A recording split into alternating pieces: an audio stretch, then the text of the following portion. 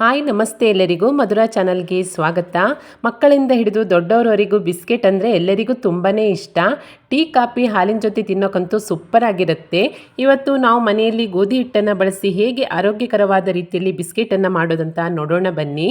ಮೊದಲಿಗೆ ನಾನಿಲ್ಲಿ ಸ್ಟೋವ್ ಮೇಲೆ ಒಂದು ಪಾತ್ರೆಯನ್ನು ಇಟ್ಕೊಂಡು 1 ಕಪ್ ಆಗುವಷ್ಟು ಬೆಲ್ಲವನ್ನು ಸೇರಿಸ್ಕೊಳ್ತಾ ಇದ್ದೇನೆ. ನಂತರ 1/4 ಕಪ್ ಆಗುವಷ್ಟು ನೀರನ್ನು ಸೇರಿಸ್ಕೊಂಡು ಬೆಲ್ಲವನ್ನು ಕರಗಿಸ್ಕೊಳ್ಬೇಕು. ಬೆಲ್ಲ ಪಾಕ ಬರೋದೇನು ಬೇಡ, ಚೆನ್ನಾಗಿ ಕರಗಿದ್ರೆ ಸಾಕಾಗತ್ತೆ. ಒಂದು 3ರಿಂದ 4 ನಿಮಿಷದ ನಂತರ ನೋಡಿ ಬೆಲ್ಲ ಚೆನ್ನಾಗಿ ಕರಗಿಬಿಟ್ಟು ಕುದೀತಾ ಇದೆ. ಈಗ ಸ್ಟೋವನ್ನು ಆಫ್ ಮಾಡಿಕೊಂಡು ಇದನ್ನು ತಣ್ಣಗಾಗಲಿಕ್ಕೆ ಪಕ್ಕದಲ್ಲಿ ಇಟ್ಕೊಳ್ತೀನಿ. ನಂತರ ಒಂದು ಬೌಲ್ಗೆ 2 ಕಪ್ ಆಗುವಷ್ಟು ಗೋಧಿ ಹಿಟ್ಟನ್ನು ಸೇರಿಸ್ಕೊಳ್ತಾ ಇದ್ದೇನೆ. ನಂತರ ಇದಕ್ಕೆ ಅರ್ಧ ಕಪ್ ಆಗುವಷ್ಟು ಒಣ ಕಾಯಿ ತುರಿಯನ್ನು ಕೂಡ ಸೇರಿಸ್ಕೊಳ್ತೀನಿ. ಹಾಗೆ 3ರಿಂದ 4 ಸ್ಪೂನ್ ಆಗುವಷ್ಟು ಬಿಳಿ ಎಳ್ಳು, 1/4 ಸ್ಪೂನ್ ಆಗುವಷ್ಟು ಉಪ್ಪು, ಹಾಗೆ ಅರ್ಧ ಸ್ಪೂನ್ ಆಗುವಷ್ಟು ಏಲಕ್ಕಿ ಪೌಡ್ರನ್ನು ಸೇರಿಸ್ಕೊಂಡು ಇದಿಷ್ಟನ್ನು ಕೈಯಿಂದ ಒಮ್ಮೆ ಚೆನ್ನಾಗಿ ಮಿಕ್ಸ್ ಮಾಡ್ಕೊಳ್ತಾ ಇದ್ದೇನೆ. ತುಂಬಾ ರುಚಿಯಾಗಿರುತ್ತೆ ಈ ಗೋಧಿ ಹಿಟ್ಟಿನ ಬಿಸ್ಕೆಟು.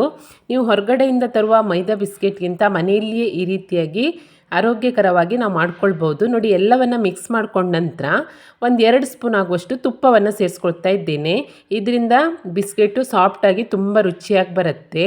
ನಂತರ ನಾವು ಕರಗಿಸಿ ಇಟ್ಕೊಂಡಿರುವಂತಹ ಬೆಲ್ಲದ ನೀರನ್ನು ಸ್ವಲ್ಪನೇ ಸೇರಿಸ್ಕೊಳ್ತಾ ಇದಕ್ಕೆ ಕಲಿಸ್ಕೊಳ್ತಾ ಬರಬೇಕು.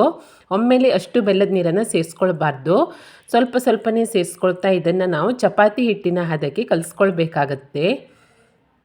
ಮಾಡೋದು ಕೂಡ ತುಂಬಾ ಸುಲಭ. ಈ ಬಿಸ್ಕೆಟ್ ಟೇಸ್ಟ್ ಅಂತೂ ಸೂಪರ್ ಆಗಿರುತ್ತೆ.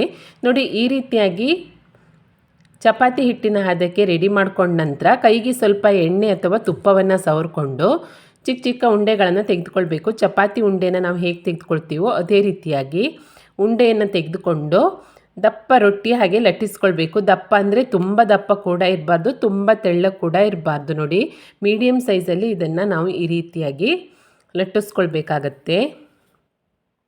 ನೋಡಿ ಇಷ್ಟು ದಪ್ಪ ಇದ್ದರೆ ಕರೆಕ್ಟಾಗಿರುತ್ತೆ. ಈ ರೀತಿಯಾಗಿ ಲಟ್ಟಿಸ್ಕೊಂಡ ನಂತರ ನಿಮಗೆ ಯಾವ ಸೈಜಲ್ಲಿ ಬಿಸ್ಕೆಟ್ ಬೇಕೋ ಆ ಸೈಜಿನ ಕ್ಯಾಪು ಅಥವಾ ಯಾವುದಾದ್ರೂ ಡಬ್ಬದ ಮುಚ್ಚೋಳೆಲ್ಲ ಇದ್ದರೆ ಅದರಲ್ಲಿ ಈ ರೀತಿಯಾಗಿ ಬಿಸ್ಕೆಟ್ ಶೇಪ್ಸನ್ನು ಕಟ್ ಮಾಡ್ಕೊಳ್ಬಹುದು.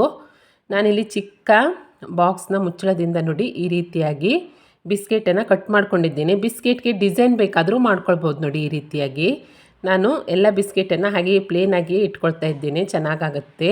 ನಂತರ ಸೈಡಲ್ಲಿರುವಂತಹ ಈ ಹೆಚ್ಚುವರಿ ಹಿಟ್ಟನ್ನೆಲ್ಲ ತೆಗೆದುಕೊಳ್ಬೇಕು. ಇದನ್ನು ಇನ್ನೊಮ್ಮೆ ಮತ್ತೆ ಲಟ್ಟಿಸ್ಕೊಳ್ಳುವಾಗ ಉಪಯೋಗಿಸ್ಕೊಳ್ಬೋದು. ಈ ರೀತಿಯಾಗಿ ಬಿಸ್ಕೆಟನ್ನೆಲ್ಲ ರೆಡಿ ಮಾಡಿಕೊಂಡು ಲಟ್ಟಿಸ್ಕೊಂಡ ನಂತರ ನಾನು ಸ್ಟೋವ್ ಮೇಲೆ ಎಣ್ಣೆಯನ್ನು ಕಾಯ್ಲಿಕ್ಕೆ ಇಟ್ಕೊಂಡಿದ್ದೇನೆ. ಮಧ್ಯಮ ಉರಿಯಲ್ಲಿ ಎಣ್ಣೆ ಚೆನ್ನಾಗಿ ಕಾದ ನಂತರ ನಾವು ಈ ರೀತಿಯಾಗಿ ರೆಡಿ ಮಾಡಿ ಇಟ್ಕೊಂಡಿರುವಂತಹ ಬಿಸ್ಕೆಟ್ಗಳನ್ನು ಒಂದೊಂದಾಗಿ ಎಣ್ಣೆಗೆ ಬಿಟ್ಕೊಳ್ಬೇಕು. ಎಣ್ಣೆಗೆ ಹಾಕಿದ ತಕ್ಷಣ ತಿರುವಿ ಹಾಕಬಾರ್ದು.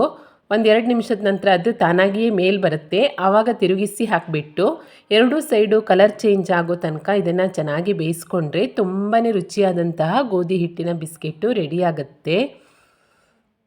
ಹೊರಗಡೆಯಿಂದ ತರುವಂತಹ ಎಲ್ಲ ಬಿಸ್ಕೆಟನ್ನು ಮೈದಾದಿಂದಲೇ ಮಾಡಿರ್ತಾರೆ. ನಾವು ಸ್ವಲ್ಪ ಆರೋಗ್ಯಕರವಾಗಿ ಏನಾದರೂ ತಿನ್ನಬೇಕಂದ್ರೆ ಈ ರೀತಿಯಾಗಿ ಮನೆಯಲ್ಲಿಯೇ ಶುಚಿಯಾಗಿ ರುಚಿಯಾಗಿ ಹಾಗೆ ಆರೋಗ್ಯಕರವಾಗಿ ಗೋಧಿ ಹಿಟ್ಟಿನ ಬಿಸ್ಕೆಟನ್ನು ಆರಾಮಾಗಿ ಮಾಡ್ಕೊಳ್ಬೋದು. ನೋಡಿ ಈ ರೀತಿಯಾಗಿ ಕಲರ್ ಚೇಂಜ್ ಆಗಿ ಗರಿ ಆಗೋ ತನಕ ಫ್ರೈ ಮಾಡಿಕೊಂಡ್ರೆ ತುಂಬಾ ರುಚಿಯಾದಂತಹ ಗೋಧಿ ಹಿಟ್ಟಿನ ಬಿಸ್ಕೆಟು ರೆಡಿಯಾಗುತ್ತೆ.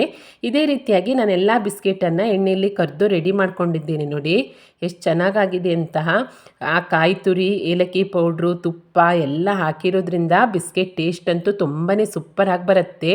ನೀವು ಇದನ್ನು ಸ್ಟೀಲ್ ಡಬ್ಬದಲ್ಲಿ ಸ್ಟೋರ್ ಮಾಡಿ ಇಟ್ಕೊಂಡ್ರೆ 1 ತಿಂಗಳ ತನಕ ಏನೂ ಆಗಲ್ಲ, ಗರಿಯಾಗಿ ಹಾಗೆಯೇ ಇರುತ್ತೆ.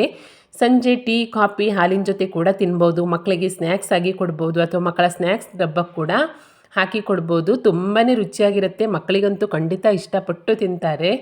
ಮಾಡೋದು ಕೂಡ ತುಂಬಾ ಸುಲಭ. ನೀವು ಕೂಡ ಮನೆಯಲ್ಲಿಯೇ ಈ ರೀತಿಯಾಗಿ ಗೋಧಿ ಹಿಟ್ಟಿನ ಬಿಸ್ಕೆಟ್ ರೆಸಿಪಿಯನ್ನು ಟ್ರೈ ಮಾಡಿ ನೋಡಿ.